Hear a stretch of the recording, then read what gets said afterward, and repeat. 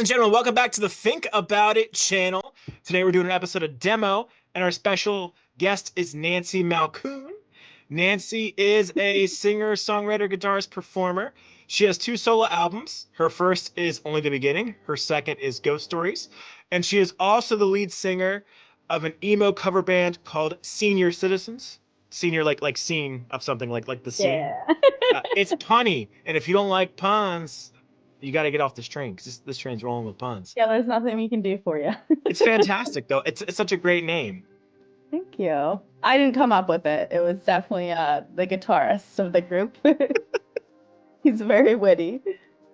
So Nancy is from like the Atlantic City area. If you have any ties to the Atlantic City area music scene, you've probably heard her name. We're doing another interview very shortly with another Atlantic City performer, Christian Glom. So the Atlantic City people are going to be representing very shortly here on the channel. So how did you get into music? Well, I started with Disney, really, like listening to Disney songs, and then I actually remember like making my own words to Disney songs and stuff like that when I would play in my room by myself. That sounds really weird now that I say it out loud, but yeah, and that just turned into writing music when I got older. And I actually started a band with my cousin and my sister when we were like 9, and we wrote a bunch of songs, and then I wanted like accompaniment to it. So I taught myself how to play the piano by ear. Um, and then I taught myself guitar using Ultimate Guitar tabs, and I've been using that since I was like 15. Nice. It's Yeah. fantastic. So who are some of your musical influences? Michelle Branch is definitely one of them. I listened to her a lot in grade school and high school. Another one, and this is like a different genre. I'm like all over the place with genres. If you know me, We I like love that. everything. We love Um, but Aaliyah was definitely another influence, and I think that's more of like a vocal influence for me because my heart is in like rock music. I love rock music. But like if if we're going by vocals, I would say like Aaliyah, Tori Kelly, um, and like songwriting, like maybe like Taylor Swift, Michelle Branch, Kelly Clarkson, like that type of thing. So I'm like kind of two separate genres in one. You're a little bit of everything, Yeah. which is fun, which is nice, which makes it very complex and catching to the ear because you don't know what's coming next. Yeah. Yeah. I like that.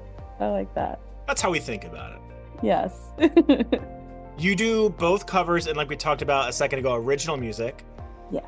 What are some of the pros and cons of doing both? Because I know, like, anymore, a lot of artists have to sort of do both unless they're like Mhm. Taylor Swift or Justin Bieber, like big name people. So what do you like about doing both? Yeah, so covers, it really allowed me to like be able to play anything pretty much because I go from like Johnny Cash to like Taylor Swift to like Green Day or like 90s pop or something like that.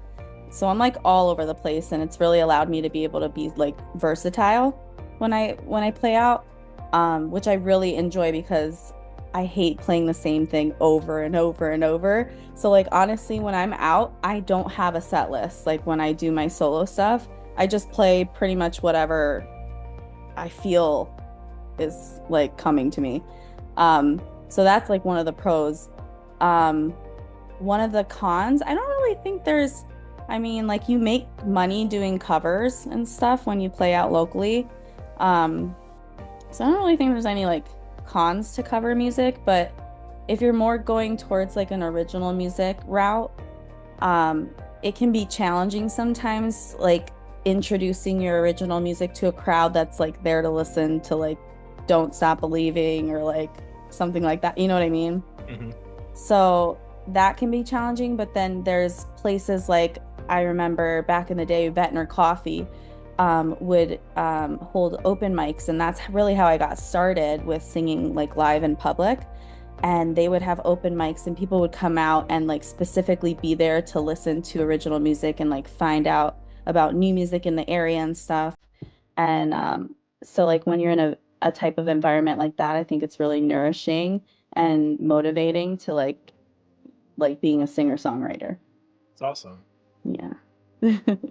We talked a second ago about some of your influences being like Tori Kelly and Taylor Swift and Michelle Branch. Um, do those same influences go into the creation of your original music, or do you have different influences for your original music? I would honestly, with my songwriting and stuff, it more resembles like Taylor Swift, Michelle Branch, stuff like that. Like real like singer-songwriting, telling a story basically. Um, but like when I think of music like melodically, I use Logic, so sometimes I'll go in and it resembles more like R&B pop or like hip hop or like something like that. But telling the stories like Taylor Swift or Michelle Branch. So it kind of varies, but like I said earlier, like my heart is in rock. So when I make a rock song or like something like that, my heart is happy because I feel like that's me. Hmm. I totally hear that. Yeah. Your solo stuff, it's been out a minute. Not to age us, but Oh it's been yeah. out a minute. It's been a while. Um, so like we said in the intro, you have two albums. The first one, your debut album, I'm guessing it was your debut album. Yes. That's the oldest album I know about. Yes. It's called Only the Beginning, and then your follow-up album is called Ghost Stories. And we'll link places in the description where you can go hear those things if you're interested in hearing those things. Nancy can sing. Nancy can sing. Thank you. So do you have, and they're all originals. Do you have a favorite song from each album? And like you said, songwriting for you is a lot of storytelling. Mhm. So if you have favorite songs from each album, what is it and sort of why?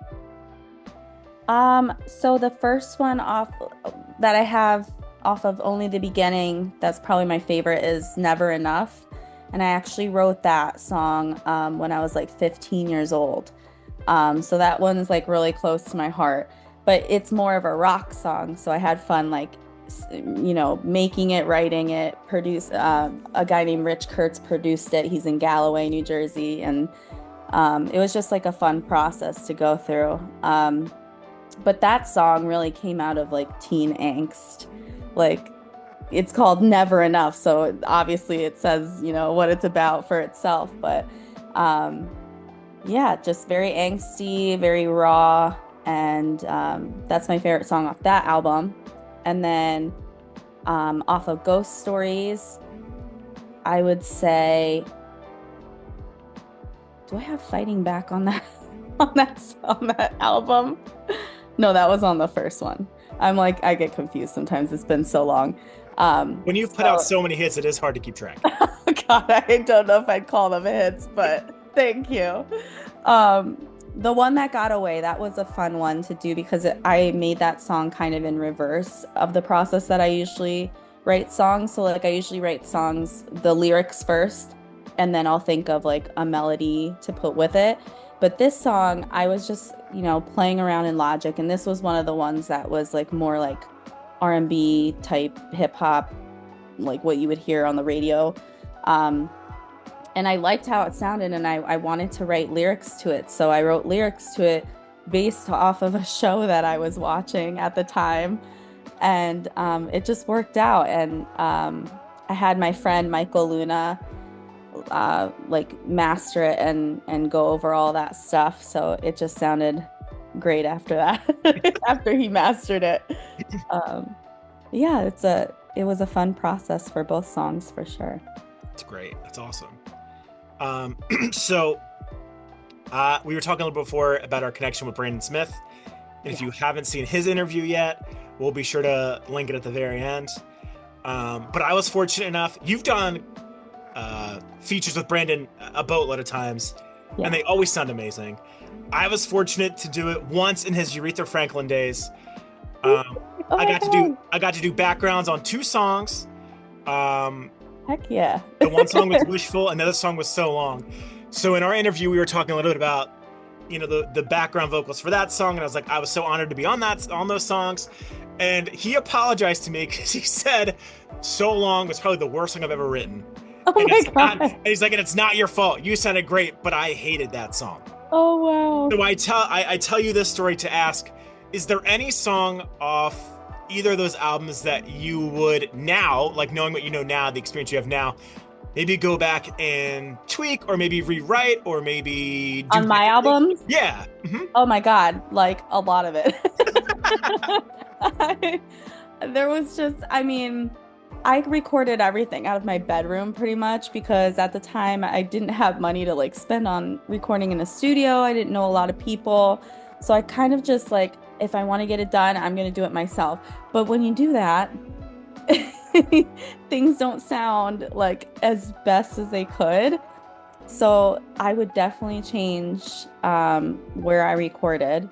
And the songs, um, there's some songs that are hard to listen to now. Um, mainly because just like things that happen in your life and the way that your Sure. life unravels and stuff.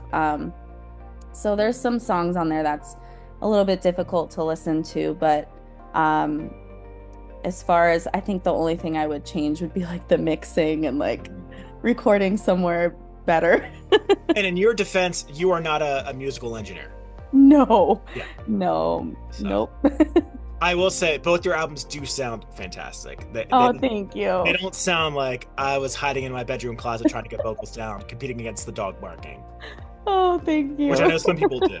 Yeah. Um, I remember when the solo albums were coming out, I feel like everywhere on social media, I was seeing stuff, especially as I got more into like the local music scene. You were everywhere. You Oh were my God. singing everywhere. You were performing everywhere. Like, Yeah. and you were doing all kinds of crazy stuff. Um, so I lead into that to say you've performed and done some pretty cool things in your time. And I remember one of them being American Idol auditions. Yes. Um, Um, so it do was you have any memories from that or any other cool performances you've done? definitely. American Idol was interesting because like you only see like what's on TV, so you don't really know like the behind the scenes of what goes into making a production, basically, like a reality show. So that was interesting because they had like one or two auditions with like the producers of the show or like people working for the company. And then they would move you on to another set of producer auditions. And this happened when I auditioned for The Voice as well. There were like two auditions that I had to get through in order to get to like the real auditions that you see on TV. Um, so that was like interesting because I did my first American Idol audition when I was 18. So I was very young, very naive. Like I didn't like I feel like I know so much more now and know what to expect and like not take things so personally. And I feel like it would just be a different process if I auditioned now versus when I was like 18. Um, but that's my main memory of like American Idol was kind of like the rush of things because it's a very anxiety driven process. So I remember being like really anxious. Um, but I mean, there's been so many things that I've been blessed to do. Um, I got to share the stage with Bernie Williams, like baseball player. Yeah. Like he was playing the bass and I was playing my guitar for like a competition show and he was like part of the band that backed all the people, the contestants. So that was really cool. Um, I got to play for Carson Kressley. He's from Queer Eye from For the Straight Guy, like the original cast. And I remember my mom watching him back in the day. So like naturally I watched the show back in the Mhm. day. So that was pretty cool. Um, but the most like I think exhilarating experience was when my old band and I were playing for the Gypsy Bar in Atlantic City, and my agent at the time had called me and said, "Hey, there's gonna be like a really big comedian coming in. He every time he's in AC, he comes to the Gypsy Bar and he gets on stage and like sings with the band, or like he gets really drunk and sings with the band." And so he told me who it was, and at the time, this comedian was like he had a Netflix special, but Okay. like he wasn't like blown up yet, I don't think. Um, but my bandmates knew who he was, and so like I got anxious and everything. Naturally, I'm just an anxious person in general, so like that like ramped it up Mhm. to 15. Um, so he came in, oh, it was Bert Kreischer. So like that, like knowing what I know now about him and the fact that I got to sing on stage with him is just like mind blowing. Um, but he came into the Gypsy Bar, he sat at the bar, he had a couple drinks. Um, and the whole time I'm on stage, like freaking out, like, when is he gonna, sing with us? Like, this is so, I hate this. Like, just come up and do it already. And he came up and he sang Creedence Clearwater Revival. Have you ever seen The Rain? And he sang Gloria Gaynor, I Will Survive. So it was like Bert karaoke. It was freaking awesome. And That's he's just such a cool dude, like super nice and personable. So that's that cool. that was really fun. Well, your current project is Sceneior Citizens, Yes. which is an emo cover band. So how did you get involved with them? So as I've said, like I love rock music. So like that was like my jam back in high school and um college and stuff like that. So I would listen to like emo rock, Green Day, all that stuff, and I've always wanted to be in an emo cover band. Like that was like my dream for the longest time. And I met the guitarist Anthony Alberici when we used to work together at Applebee's back in the day. So like I've known him for like well over 10 years, and he had already had this band going with another lead singer. Um, and so the lead singer quit the band and he was looking for a new lead singer. And it just happened to be a time in my life where I was like ready to like, hey, I'll, go out for this. Like I'll, audition and stuff. And it just ended up being like a really good fit. Like the guys in the band are great. Um, Anthony's the guitarist, Sean is the bassist, and Rob is the drummer. And we've just like become good friends and had a bunch of shows, and it's just been like a really cool journey that we've been on for sure. And we're gonna link them too, so people can hear them as well. So outside of being an amazing mom, and an amazing musical performer, you also do paranormal investigation. Yes. Yeah, so Those seem like very different things from each other. yeah. Um I'm a whole box of surprises. I like a lot of different things, but paranormal has honestly been like a really consistent thing in my life. Like I've had so many experiences. I'm just genuinely like interested in the paranormal and the metaphysical and all that stuff. So that was like right up my alley. I always wanted to join like a ghost investigation team or something like that, but like I never like pulled the trigger and did it. But when everything was happening in 2020, I'm like, why not? Like it was off a whim kind of. I'm like, I'm just gonna email them and see what they say. And so I ended up joining the group and I was in it for about 2.5 years. And I learned so much, anywhere from like how to work the equipment to like what different light rays do and like all that stuff.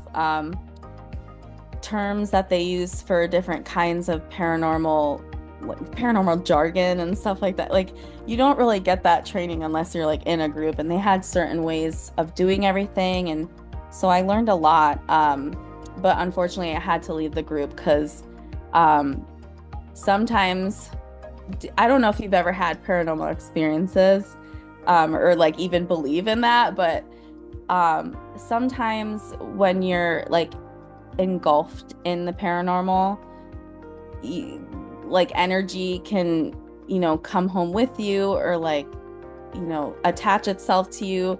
And I just found that there was a lot of negative things happening in my life, and I kind of came to the conclusion that maybe I need to take a break from all of that.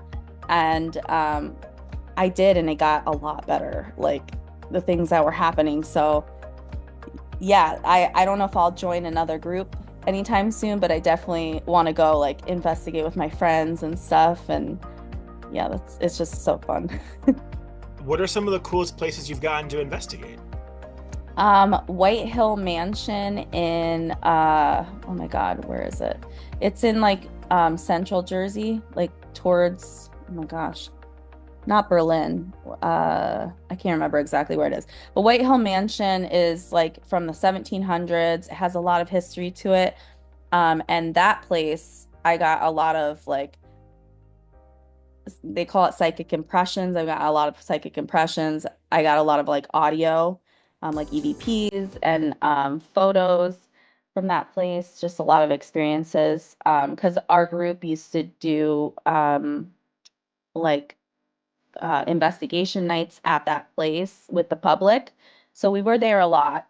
Another place that we got to investigate was this Mason Lodge. I can't remember where it was. But that was a creepy, a creepy place to investigate nonetheless. But that place had some cool things happen. And then there was a school that was in EHT off of Spruce Avenue. And they currently use it to this day for like, you think it's like a child community center or something like that. And I got some crazy EVP, like children laughing. This was at like 6 o'clock at night, like children laughing, like the light post actually turned on and off, like in response to the questions that I was asking. Like it was pretty wild. And that was in EHT. So I'm like, oh my God, it's close. Yeah. Yeah, lots of cool That, places. that's some crazy stuff. That's one of those things where like you can go do that, and I'll just sort of sit back here and see it. Yeah. What is in the cards for you moving forward musically? Are you looking to put out more original stuff? Are you looking to just not like looking to just, but is your plan currently to keep going on with Senior Citizens? Oh, What's for going on sure. with you musically? So I definitely plan to keep going on with Senior Citizens. It's just been like so fun. We look forward to band practice like every week. So it's just kind of like a cool outlet that we all have. And um, yeah, definitely keep going with Senior Citizens. But I'm kind of just, you know, doing things as I feel. So if I like want to write a song, I'll write a song. If I feel like I want to make a song on Logic, I'll do that. Or if I want to like just kind of like my creativity, let it kind of blossom as it goes. Because for the longest time, I mean, I put so much pressure on myself to like release stuff, and I just kind of want it to be more organic. But I mean, I have a ton of songs that I'm just like sitting on waiting to record. So like whenever I get that motivation, maybe I'll do it. Or, But or time? Yeah, yeah, or or time. the time, exactly. Time is a big conversation piece around here. Just Yeah, finally had more time, if I had a little bit more time, yeah. a little more time, a little less responsibility. Mhm. Where can people find you and Senior Citizens on the social media? You can find Senior Citizens like at Senior Citizen on Instagram, Facebook, YouTube, TikTok, all the things. You can find me at nancymalcoonmusic.com, Instagram, Facebook, TikTok, YouTube, all the things. Um, I have a couple different names, so like Nancy Malcoon Music or Nance in the Pants. Um, Fans. I'm so witty. It is very witty. Yeah, no, you can find me on either one of those. Yeah. And we'll put all those in the description so you don't have to like take notes, people. Yes. Because Thank you're gonna wanna get on this train. you. Nancy, thank you so much for taking the time to talk about your musical journey and your paranormal journey with Yeah, of us. course. Thank you so much for having Of me. course, and we'd love to have you back at some point if you're dropping a new song or if after this goes viral, you and Senior Citizens are going on a world tour. Don't forget the little people, okay? Of course. Thank you so much.